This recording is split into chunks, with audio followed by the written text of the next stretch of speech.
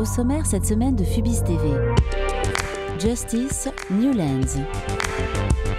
Ted, The Power of X. Lumi, Print with Light. Zan Butler, Anchorage by Winter. Jonathan Kim, Howlin' Wolf. Interview de JR.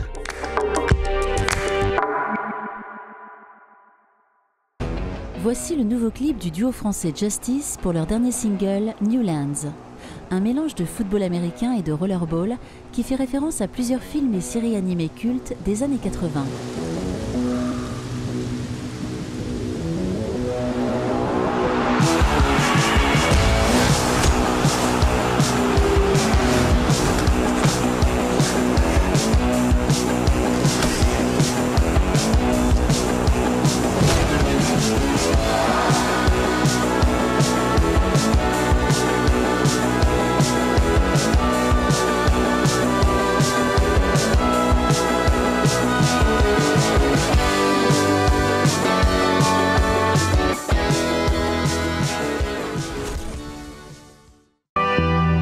Pensé par Corner Union et l'agence WeRP pour l'ouverture du TED Summit à Doha au Qatar, ce kaléidoscope humain grandeur nature a été créé grâce à un prisme en miroir de 18 mètres sur un sol mobile.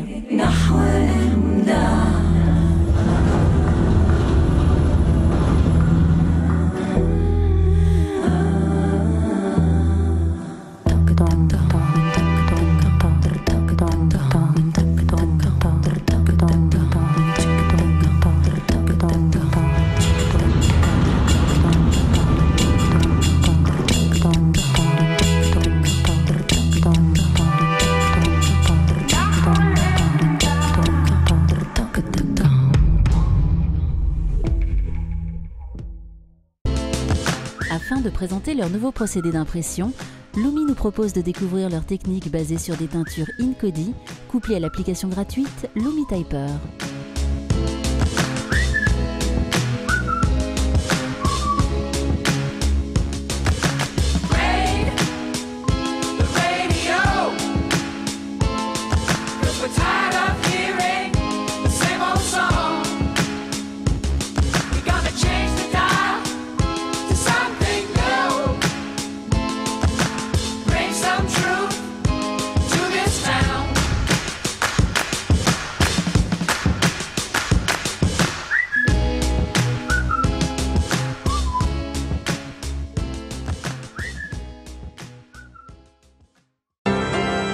Le créatif Zan Butler nous fait découvrir Anchorage by Winter, une vidéo en time-lapse prise l'hiver dernier dans cette magnifique partie de l'Alaska.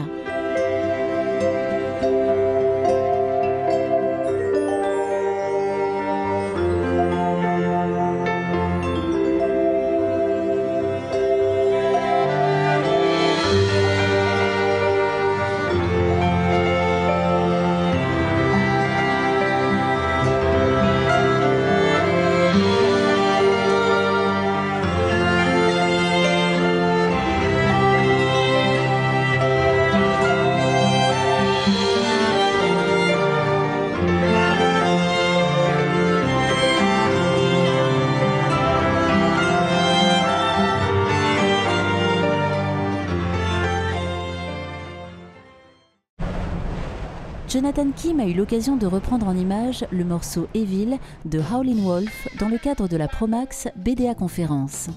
Une vidéo d'animation aux effets de crayon impressionnants produite par la société Royale.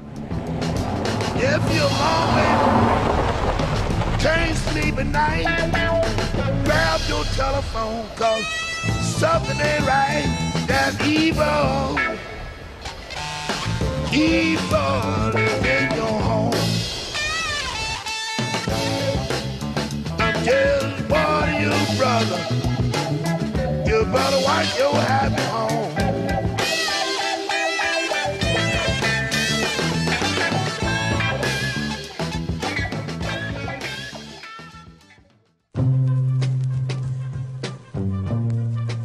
Rencontre avec le photographe français JR qui a pris le temps de nous recevoir dans son atelier pour nous parler de ses différents projets. Moi, c'est JR. Mon parcours, en gros, c'est sur une douzaine d'années.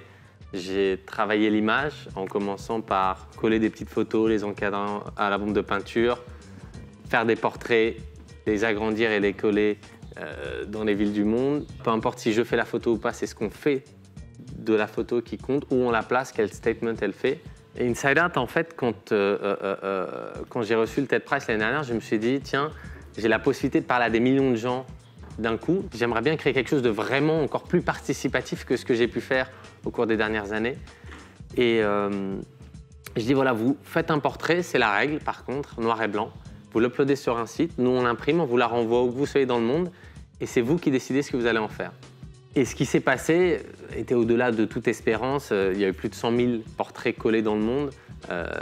En Tunisie, ils ont remplacé tous les portraits du dictateur par leurs photos. Dans d'autres pays, ils voulaient montrer juste qu'ils existaient. Dans d'autres pays, ils ont marché avec leurs photos. Et pour moi, c'est une formidable expérience de quelle est la force de l'image et l'impact de l'image en fonction du contexte. Et c'est un projet pour moi qui n'a pas de limite, qui a presque… la manière dont on l'a monté, c'est qu'il peut se terminer à tout moment. Parce que ça dépend de la balance du nombre de gens qui payent en ligne et du nombre de gens qui le demandent gratuitement. Moi, je suis toujours resté semi-caché derrière un chapeau et des lunettes parce que si tu veux, quand tu colles la photo d'autres personnes, c'est comme si tu taguais le nom des gens, en fait. C'est comme si c'est leur nom que tu mettais sur les murs. Et quel intérêt de faire ça si c'est ensuite pour te remettre devant? Donc, pour moi, l'intérêt de me dévoiler plus ne changerait pas fondamentalement le travail, mais n'apporterait rien à la démarche. Et au final, elle me permet de voyager où je veux, quand je veux, sans chapeau et sans lunettes, parce que c'est sous mon vrai nom que je suis anonyme. Et j'étais en Corée du Nord il y a quelques semaines, je me demandais s'ils allaient me reconnaître ou pas, puisque dans certains pays où je me suis fait arrêter, ils ont mon vrai nom. Bien sûr, je n'ai pas pu coller. Je crois que la plus grosse œuvre que j'ai collée là-bas, c'est un sticker qui fait cette taille. En ce moment, je travaille beaucoup sur ce projet On-Frame que j'ai commencé en 2010, qui est vraiment sur qu'est-ce qu'on fait des archives photographiques, quel sens elles prennent en fonction des lieux où on les place. Je cherche à me déconnecter de ce côté tout est tout de suite sur Internet. Et en fait, je fais beaucoup d'œuvres qui ne le sont pas et j'attendrai un moment pour toutes les dévoiler. Ici, c'est l'atelier de Paris, celui où on n'a pas commencé parce qu'on a commencé dans beaucoup plus petit. Mais celui où on est bien depuis quelques années et on fait tout ici en indépendant et en autofinancement complet depuis toujours. Et c'est ici que beaucoup se créent des projets.